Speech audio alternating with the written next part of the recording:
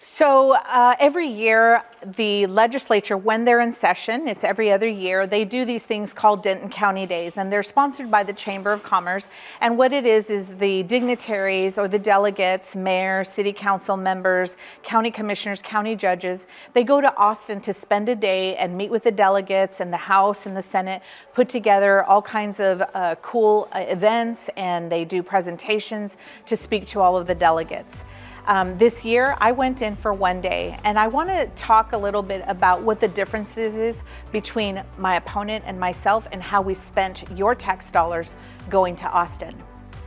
I drove in on one day and drove in the morning, and I had already set up meetings prior to us driving in where I would be meeting with the Governor's Office Economic Development Department, the Department of Agriculture, the Small Business, Texas Main Street, and the Texas Historical Commission. Those meetings were very precise and very intentional in that I went in wanting to, number one, introduce the new owners of the Farmers and Merchant Bank to make sure that we were covering all of the ground so that they can do the very best that they can in restoring that building for Pilot Point. The second thing is, as I've mentioned in the past, I've spent the last 2 years working and talking to businesses that are in the horse industry.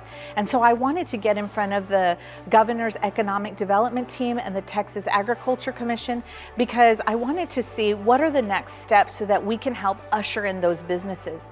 So our meetings were very targeted and very precise. We then left those meetings and I drove home that day.